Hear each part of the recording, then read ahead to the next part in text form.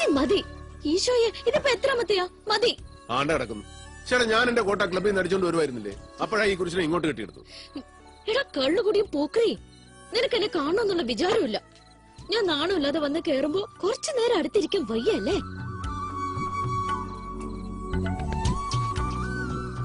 എന്നതാടി ആനിയമ്മ നീ ഇങ്ങനെ? നീ ഇവിടെ അല്ലേ? ഓ, ഞാൻ കാണുമല്ലേ രണ്ടിന്റെ സ്നേഹം. നല്ല സ്നേഹവാ. എനിക്കറിയാൻ മേലെ ഇവിടെ ഇവിടെ പൊറുക്കുന്നത് എങ്ങനെയാന്ന്. സാറേ, ഒരെണ്ണൊഴി, ഒരു ചെറുത്, ഒരു 90. നല്ല വച്ചല്ലേ? ശരി, ഒരെണ്ണം. ഓ ചേടാ, ഇനി താമസേ. അയ്യടാ, ഇത് എന്റെ കയ്യിൽ ഇരിക്കട്ടെടാ മോനെ. ഇതെടുത്ത് നിനക്ക് തോന്നിയ പോലെ ഒഴിക്കണം അല്ലേ? എടാ സുഖ, ജനറേറ്റർ ഇടടാ. സുകുമാരാ, സുകുമാരാ, ഈ ചെറുക്കൻ എവിടെ പോയി? ഓ, എന്നാ കറണ്ട് പോയത് കണ്ടില്ലേ? ആ വിളക്കും കൊണ്ട് അവിടെ എങ്ങാനും കുത്തിയിര്. തട്ടി തടഞ്ഞ് വീഴണ്ട. ഞാൻ പോയി ജനറേറ്റർ ഇടാം. ആ ഇന്ന് രാത്രി ശിവരാത്രി, നാളെ രാത്രി അർദ്ധരാത്രി.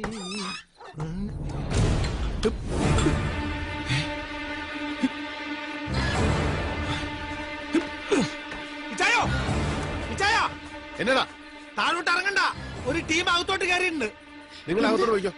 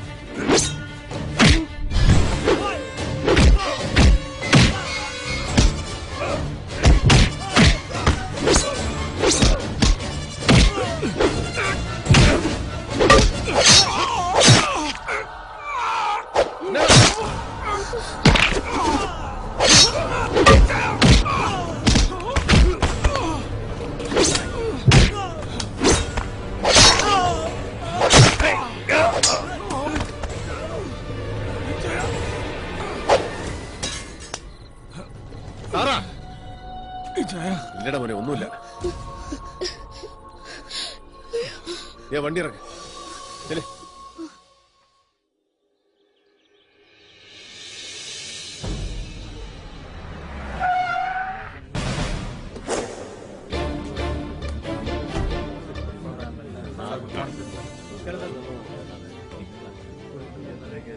ആ, ഡി കെ എവിടെ? മോളിലുണ്ട്.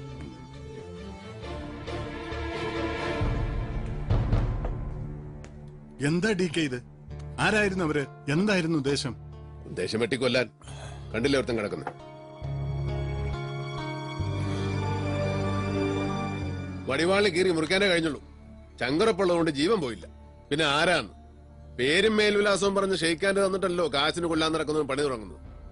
സാറാ, ആനയെ കൊണ്ട് നീ ഒന്ന് വെളിയിലോട്ടല്ലടി. തമ്പി സാറേ, പുറത്തേക്ക്.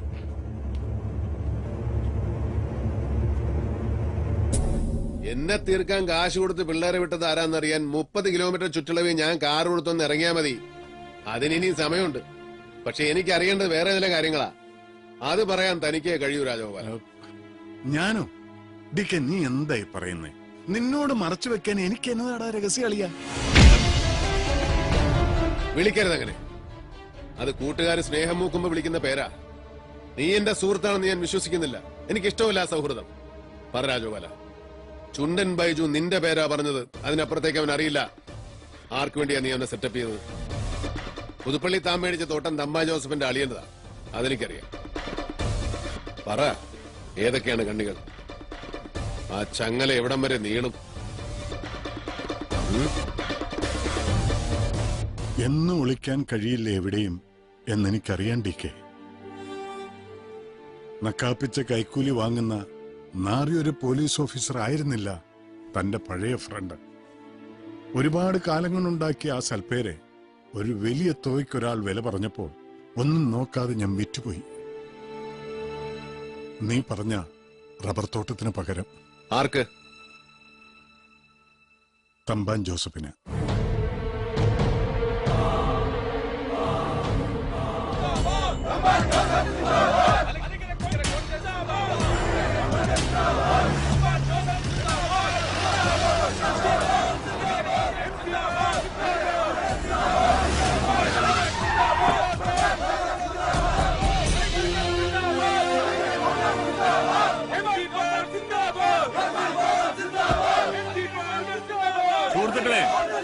സുഹൃത്തുക്കളെ,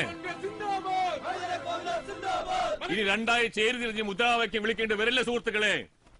മങ്കൊമ്പ് വീട്ടിലേക്കുള്ള എന്റെ വരവ് ചരിത്രത്തിന്റെ ഭാഗമാകാൻ പോവുകയാണ്.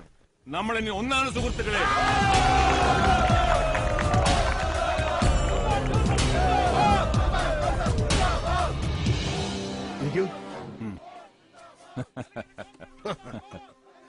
ലയനം എന്റെ സ്വപ്നമാണ് തമ്പാനെ.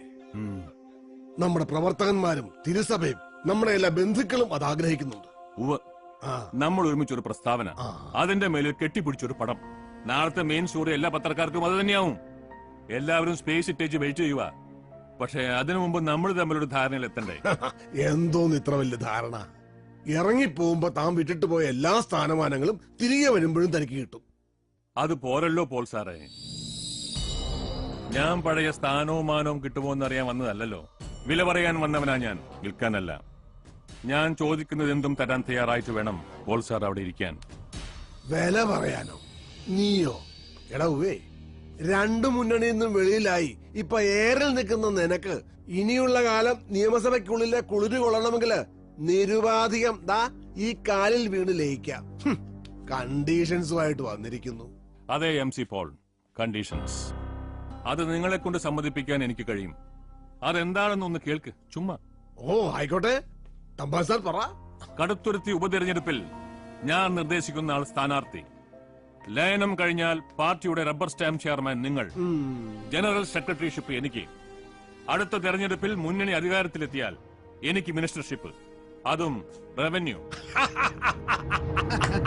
ചിരിച്ചു തള്ളാതെ പൊളച്ചായ ട്രംപ് കാർഡ്, തുറുപ്പ് ചീട്ട് കൈ വെച്ച തമ്പാൻ ജോസഫ് ഇരിക്കുന്നത്. നിങ്ങളുടെ കൂടും കുടുക്കയും എല്ലാം കൂടെ വെട്ടാൻ പോകുന്ന തുറുപ്പ്.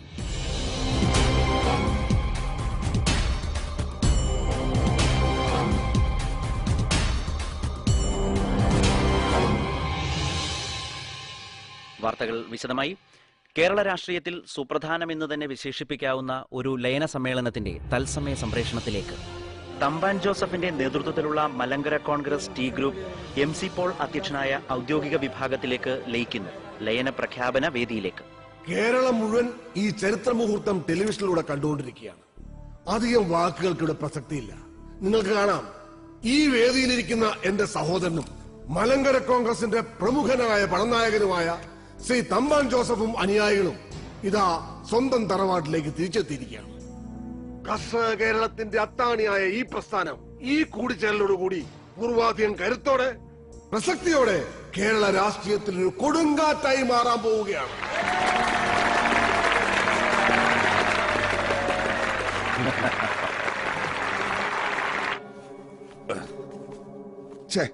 ചീഞ്ഞ കതറ്. നമ്മുടെ രാഷ്ട്രീയക്കാർക്ക് എന്നാണ് മെനയുള്ള വല്ല ഇട്ടുകൊണ്ട് നടക്കുന്നത്? ഇതിപ്പോ ലയന സമയമല്ലോ, ഇന്ന് കതറ് മസ്റ്റാ. ഓ, ഡൽഹിയിലെ രാഷ്ട്രീയക്കാരൊക്കെ എന്നെ സ്റ്റൈലാന്നറിയാവോ? അവര് പകല് മാത്രമേ ഈ ക്ലാപ്പെടുത്തുള്ളൂ, ചുമ്മാ നാട്ടുകാരെ കാണിക്കാൻ. രാത്രി പിന്നെ അവിടെ ഉള്ളമാർക്കൊന്നും തുണിയെടുക്കാൻ നേരം കാണത്തില്ലല്ലോ. ലേസ ഡേവിഡോ? ഓ, താനെന്നാ? മലങ്കര കോൺഗ്രസിന്റെ മഹാലയന സമ്മേളനം നടക്കൂല്ലയോ കുഞ്ഞെ? തമ്പാന്റെ വിമത ഗ്രൂപ്പും പോൾ സാറിന്റെ ഔദ്യോഗിക ഗ്രൂപ്പും തമ്മിൽ ലയിച്ച് വേസ്റ്റാവുന്ന മേള കാണാൻ പോകുന്ന വഴിയാ. കൂട്ടത്തിൽ നീ ഇവിടെ ഉണ്ടായ നന്നായിരിക്കും തോന്നി. അല്ലടാ സെവി, നീ ആ കേസ് വിട്ടോ? ഏത് കേസ്? ചേടാ, നീ നിന്റെ അനിയനെ കൊന്നവനെത്രയ്ക്ക് തേരാപ്പേര നടക്കുമായിരുന്നല്ലോ. ഇടയ്ക്ക് വെച്ച് നിന്റെ ആവേശം കുറഞ്ഞല്ലേ? ഞാൻ പക്ഷെ അതിന്റെ പുറകെ തന്നെ ഉണ്ടായിരുന്നു. ആളെയാൻ പിടിച്ചു. ആരാന്ന് ചോദിക്കടാ ചെറുക്ക, നിനക്കറിയണ്ടടാ. നിന്റെ അനിയൻ ചെറുക്കന്റെ കഥ ഒരു വല്ലാത്ത കഥയാടാ ഉമ്മി. രാജയോഗമല്ലായിരുന്നു. മുന്നിൽ വിരിച്ചിട്ട പട്ടുപരവതാനി കൂടെ നടന്നു ചെന്ന് നസ്രാണിപ്പടയുടെ പുതിയ ഇടയന്റെ ചെങ്കോലും കിരീടവും ഏറ്റുവാങ്ങാൻ നിന്ന ചെറുക്കന്റെ വയറ്റിലല്ലയോ ഒരു പിച്ചാത്തേറി 4 തിരിയങ്ങ് തിരിഞ്ഞത്. അത് ആര് ചെയ്തു എന്ന് പറഞ്ഞ് തൊലക്കാടാ ഇവിടെ. തൊലക്കാടാ, അതിനല്ലേ ഞാൻ ഇറങ്ങി പുറപ്പെട്ടിരിക്കുന്നേ. സിബ്ലിംഗ് റൈവൽറി, ആദാമിന്റെ പിള്ളേര് തമ്മിൽ തുടങ്ങിയ വൈരാഗ്യവാ. MC പോളിന്റെ മോനെ, MC പോളിന്റെ ബദ്ധശത്രു തമ്പാനെ കൂട്ടുപിടിച്ചൊരു പോലീസ് ഉദ്യോഗസ്ഥനെ വിലക്കെടുത്ത് അവൻ വഴി പരോളിലിറങ്ങി ഒരു ക്രിമിനലിനെ വാടകയ്ക്കെടുത്ത് ബെന്നി പോളെന്ന നാളത്തെ നേതാവിനെ കൊല്ലാൻ മാത്രം ചങ്കുറപ്പം നിന്നെ കൊണ്ടെന്നറിഞ്ഞപ്പോ എന്റെ പൊന്ന് സേവിച്ച ഞാൻ അറിയാവുന്ന അടങ്ങി. സ്വന്തം കൂടപ്പുറപ്പിനെ കൊല്ലാൻ കാണിച്ച ക്രൂരതയോർത്തിട്ടല്ല. എന്റെ മുന്നു കർത്താവേൻ ഇവനാണല്ലോ മലങ്കര പാർട്ടിയുടെ തലപ്പത്ത് കയറിയിരുന്ന ഈ നാടിനെ സേവിക്കാൻ പോകുന്നതല്ലോ എന്ന് ഓർത്തിട്ടാ. സ്വന്തം അനിയൻ ചത്താലേ തനിക്കൊരു രാഷ്ട്രീയ ഭാവിയുള്ളൂ എന്ന തിരിച്ചറിവിന്റെ കാര്യത്തിൽ നീ MC പോളിന്റെ മോൻ തന്നെ. ഉണ്ണി, തോട്ടത്തിന്റെ കിഴക്കേ മൂലയ്ക്ക് ഒരു കുഴികുത്താൻ പറയടാ. ഇവനെ അടക്കേണ്ട നേരമായി. ഡേവിഡ് ജോൺ കൊട്ടാരത്തിൽ, നീ അറിഞ്ഞ സത്യങ്ങൾ നീയും കൂടെ ആ കുഴി കിടന്നങ്ങ് വിശ്രമിക്ക്. നിനക്ക് RIP. അതെനിക്ക് ബോധിച്ചു. ഡേവിഡിനൊരു കുഴി, അതും തോട്ടത്തിന്റെ കിഴക്കേ മൂലയ്ക്ക്. ശവപ്പെട്ടിയുടെ മൂടി വെക്കുന്നതിന് മുമ്പ് നീ നടത്തിയ കൽപ്പന എനിക്ക് വളരെ ബോധിച്ചു. കൊട്ടാരത്തി ജോണിന്റെ മോൻ ഡേവിഡ് 1.5 വയസ്സിലാ പിച്ച വെച്ചു തുടങ്ങിയത്. അന്നെങ്ങും വീണിട്ടില്ല, തപ്പിയും തടഞ്ഞും പിന്നൊരു വീഴ്ച അതും ഉണ്ടായിട്ടില്ല ഡേവിഡിന്. ആ ചരിത്രം തിരുത്തി എഴുതാൻ നീയല്ല, നിന്റെ അപ്പനല്ല, അയക്കൊരപ്പനുണ്ടായിരുന്നെങ്കിൽ അയക്കും കഴിയലടാ കഴിവറി. നിന്നെ കൊണ്ടുപോകാനാ ഞാൻ വന്നത്, നിന്നെയും കൊണ്ടേ ഞാൻ പോകും. സുഖം പിടിച്ചോളാം.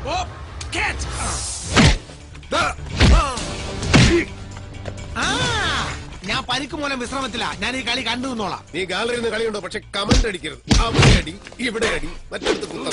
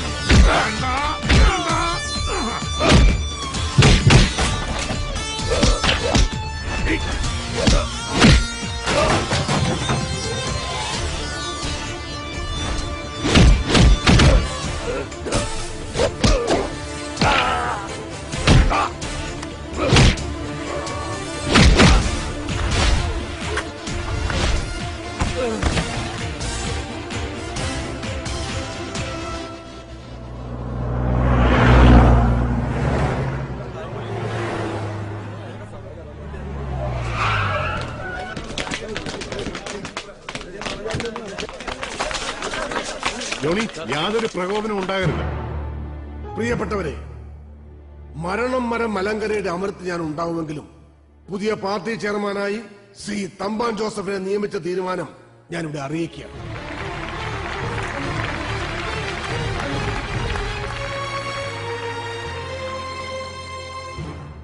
മറ്റൊരു തീരുമാനം മാധ്യമലോകത്തെ അറിയിക്കാനുള്ളത്, ശ്രീ ഉമ്മച്ചന്റെ രാജിയുടെ പേരിൽ കടുത്തുരുത്തിയിൽ നടക്കാനിരിക്കുന്ന ഉപതെരഞ്ഞെടുപ്പിൽ എന്റെ പുത്രനും മലങ്കര യുവജന ഫെഡറേഷന്റെ പുതിയ പ്രസിഡന്റുമായ ശ്രീ സേവ്യർ പോൾ മത്സരിക്കാൻ പോകുന്നു എന്നുള്ളതാണ്. സേവിച്ചൻ വേദിയിലേക്ക് വരണം. സേവിച്ചൻ.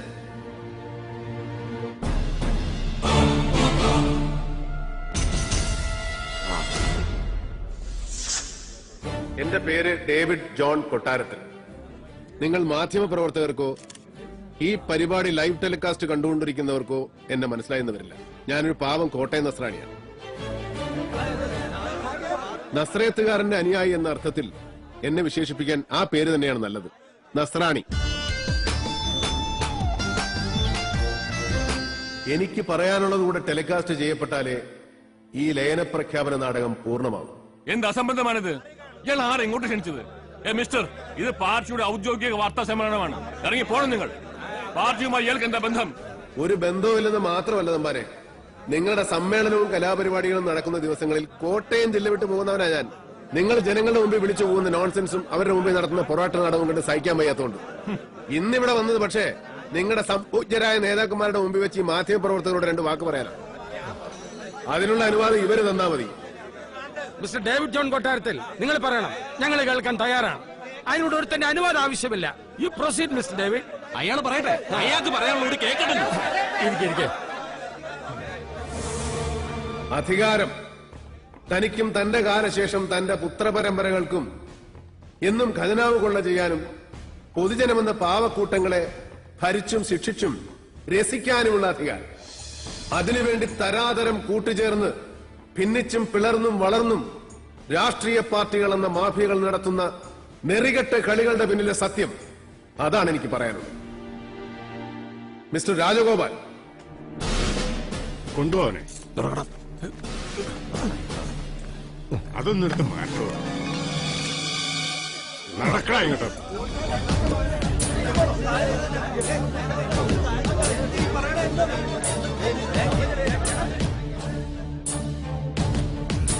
എന്താ ഇത്? മിണ്ടിപ്പോരുത്, ഇരിക്കണോ അവിടെ. നീക്കടാ.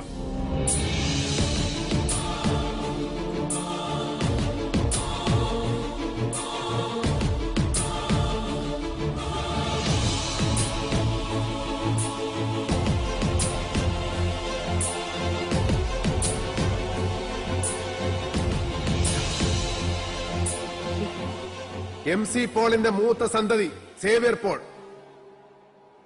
തന്റെ രാഷ്ട്രീയ ഭാവിക്ക് തന്തപ്പടിയിൽ നിന്ന് അധികാരത്തിന്റെ ചെങ്കോലും കിരീടവും ഏറ്റുവാങ്ങാൻ സ്വന്തം അനുജൻ തടസ്സമാണെന്നറിയുന്നു.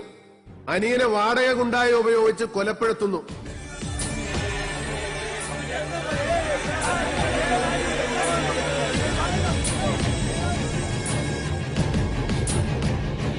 ബുദ്ധി സേവ്യർ പോളിന്റെ, ആസൂത്രണവും നടപ്പിലാക്കലും തമ്പാൻ ജോസഫിന്റെ.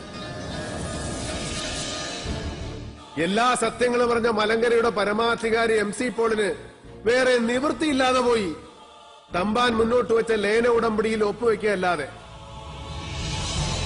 തമ്പാൻ പാർട്ടി ചെയർമാൻഷിപ്പ്, അനുജൻ ബെന്നി പോളിന് വേണ്ടി തന്തപ്പടി നീക്കിവെച്ച കടുത്തുരുത്തി നിയോജക മണ്ഡലത്തിലെ MLA സ്ഥാനം ചേട്ടൻ സേവ്യർ പോൾ. കൊലപാതക കുറ്റത്തിൽ നിന്നും നിരപരാധിയായ ഒരു പെൺകുട്ടിയെ രക്ഷിക്കാൻ വേണ്ടി ഞാനും എന്റെ സുഹൃത്തുക്കളും നടത്തിയ ഒരു അന്വേഷണമാണ് ഈ സത്യങ്ങൾ പുറത്തു കൊണ്ടുവന്നത്. അതിലെനിക്ക് നന്ദി പറയാനുള്ളത് പണത്തിന്റെ പ്രലോഭനങ്ങളിൽ വീണുപോയി എങ്കിലും മാപ്പുസാക്ഷിയാകാൻ തയ്യാറായ എന്റെ സുഹൃത്ത് SP രാജഗോപാലിനോട്. ഉത്തരവാദിത്തപ്പെട്ട ഒരു പോലീസ് ഓഫീസർ എന്ന നിലയിൽ ഞാൻ എന്റെ തൊഴിലിനെ, സർക്കാരിനെ, അതുവഴി ജനങ്ങളെ വഞ്ചിക്കുകയാണ് ചെയ്തത്. ഇന്ന് അവസാനത്തെ ഒഫീഷ്യൽ ഡ്യൂട്ടിക്ക് ശേഷം ഞാൻ രാജിവെക്കാൻ പോകുന്നു. എന്നിട്ട് അർഹിക്കുന്ന ശിക്ഷ ഏറ്റുവാങ്ങാൻ നീതിപീഠത്തിന് മുന്നിലേക്ക് ഞാൻ പോകും.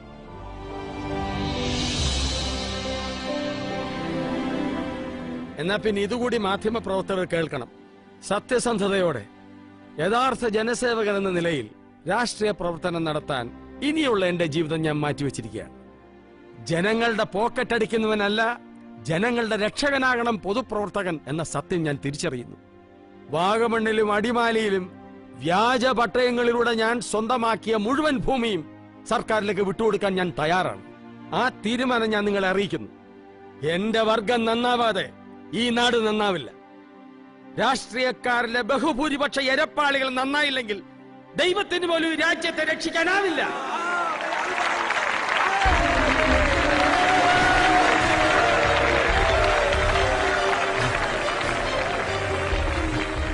ഈ വാക്കുകൾ കേൾക്കുന്ന ജനങ്ങൾ, ജനപ്രതിനിധികൾ, നിയമപാലകർ, മാധ്യമപ്രവർത്തകർ എല്ലാവരോടുമായി ഞാൻ പറയുകയാണ്, ഇവർ, ഈ ക്രിമിനലുകൾ ശിക്ഷിക്കപ്പെടണം. അതിന് വേണ്ടുന്ന തെളിവുകൾ, വ്യക്തവും ആധികാരികവും ശക്തവും സുദൃഢവുമായ തെളിവുകൾ ഉത്തരവാദിത്തപ്പെട്ട ആരുടെ മുന്നിലും ഹാജരാക്കാൻ ഞാൻ ബാധ്യസ്ഥനാണ്, ഞാൻ സന്നദ്ധനാണ്. മറിച്ച് നിയമത്തിന്റെ നൂൽപ്പഴുതിലൂടെ ഊർന്നിറങ്ങി വീണ്ടും കഞ്ഞിപ്പശ പടിപ്പരുവമാക്കിയ ഖദറുമിട്ടുകൊണ്ട് കവലപ്രസംഗം നടത്തുകയാണെങ്കിൽ ആയുധമെടുക്കാനും ശിക്ഷ നടപ്പിലാക്കാനും ഒരു തലമുറ തെരുവിലിറങ്ങും. അവരോടൊപ്പം ഞാനും ഉണ്ടാകും.